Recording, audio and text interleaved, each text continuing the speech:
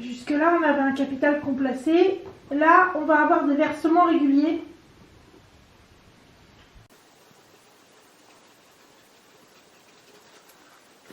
Donc, on a des versements réguliers. Alors, on va être dans le cas d'une annuité. Notre première annuité va être versée en fin d'année 1. Elle va être 250 €. En fin d'année 2, 150 €. Fin d'année 3, 150 €. Fin d'année 4, 150 €. Fin d'année 5, 150 €. Fin d'année 6. Fin d'année 7. Fin d'année 8. Fin d'année 9. Fin d'année 10. Et en fin d'année 11, on va verser 150 € et on aura terminé nos versements. Donc, la valeur du versement en année 11, il est de 150 €. En année 10, il est de 150 € avec l'équivalent de l'augmentation du taux d'une année. Là, on est sur un calcul d'intérêt composé. En année 9, il est de 150 € qu'on aurait gardé pendant 2 années à intérêt composé. En année 8, il est de 150 € qu'on aurait gardé 1, 2, 3 années.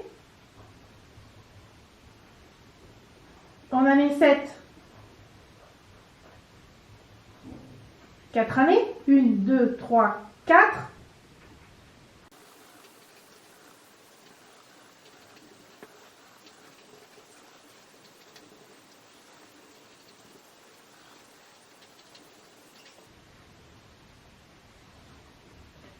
Donc du coup, la somme acquise, c'est égal à la somme de toutes les valeurs. Donc vous connaissez le taux, et puis vous allez faire la somme. Vous voyez que c'est quelque chose qui est tout de même assez répétitif. Et comme à chaque fois que vous faites un calcul, vous avez une source d'erreur, on va tâcher de trouver une solution pour donner une formule générale qui vous permette de calculer la somme acquise par une série de versements périodiques. Toujours mis en fin de période. Donc on vient de voir que cette tâche est à la fois répétitive et source d'erreur, et donc on va chercher une solution pour avoir la formule générale. Donc on va repartir sur une même échelle de temps.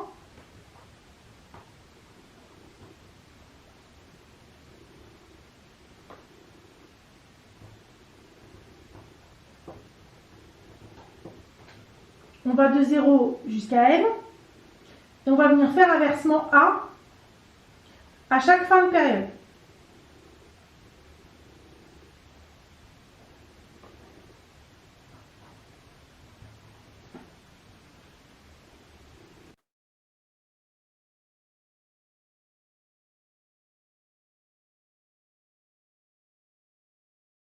Donc, par rapport à l'année n, on est 3 années en écart par rapport à l'année n, 2 années par rapport à l'année n et 1 année par rapport à l'année n. Donc ici, on sait que la somme des valeurs acquises s'écrit donc A plus A facteur de 1 plus le taux, plus toute une somme en fait qui va dépendre évidemment de la durée en fait du placement.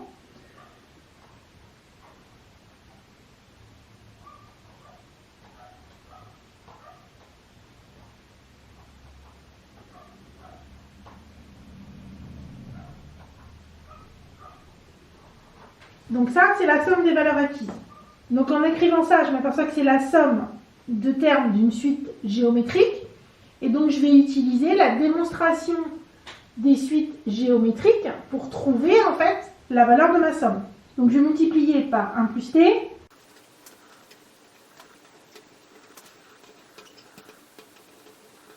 Et je vais effectuer une soustraction terme à terme. Donc je vais faire la somme moins 1 plus t fois ma somme, et je vais supprimer les termes 2 à 2. Donc je vais commencer par écrire ma somme pour la réécrire. Moins 1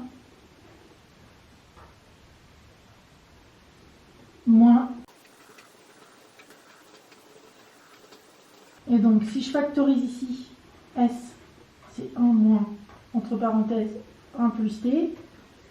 Ce terme-là s'annule avec celui-là. Celui-là s'annule avec le suivant. N-3 s'annule avec le précédent. Celui-là, celui-là, celui-là, celui-là. Il va me rester celui-là et celui-là.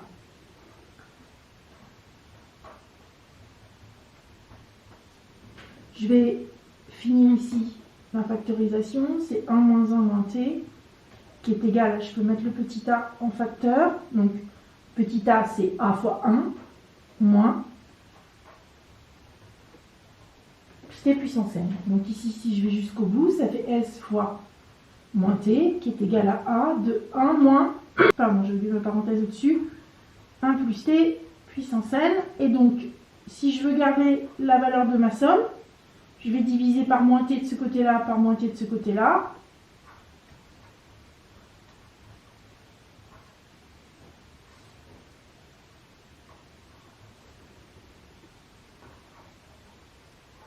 Donc je vais multiplier par moins 1 en haut et en bas.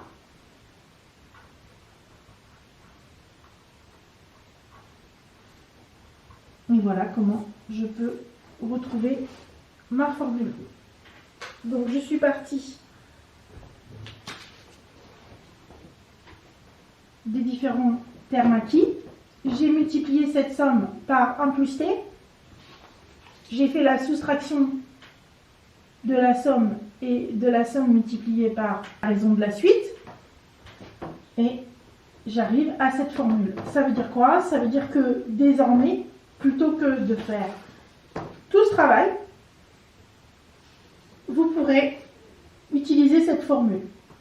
Et évidemment, cette formule fait l'objet aussi d'une table financière. Et donc, vous allez retrouver le coefficient de la table 3, qui est égal à quoi? À 1 plus t puissance n, moins 1 sur t. Et donc, à partir de maintenant, quand vous aurez besoin de calculer la valeur acquise après n périodes par une suite d'annuités de 1 euro placée à chaque fin de période, vous allez pouvoir utiliser la table 3 en faisant le lien entre le taux et la durée. Donc sur cette table 3 ici, si je suis par exemple à cette page-là, avec des taux ici qui vont de 4,25 à 5,25, mes années vont de 1 année jusqu'à 50 ans de placement. Et donc, si je reprends ce que j'ai fait tout à l'heure, donc j'avais 150 euros de placé, je vais dire que le taux était à 4,25, j'avais 11 années de placement, et donc je vais avoir un coefficient de 13,662 437, donc que je retrouve, donc je suis à 4,25% de placement. Et si je fais ce calcul avec 150 euros, donc je vais tout simplement faire 150 fois 13 fois 662 437, et je vais retrouver la somme la valeur acquise au bout de 11 ans d'un placement annuel de 150 euros à fin de période.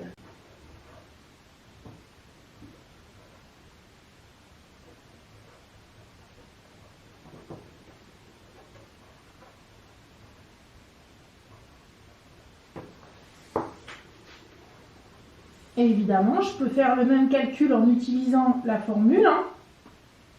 Donc, A, c'est 150 euros, multiplié par 1 plus le taux. Donc, c'est 4,25 sur 100. Et ça, sur le nombre d'années de placement, 11 ans, moins 1, divisé par le taux de 4,25%. Ce qui me permet, en utilisant votre machine, de retrouver la valeur suivante, 2049,365587, que je peux arrondir à 2049,37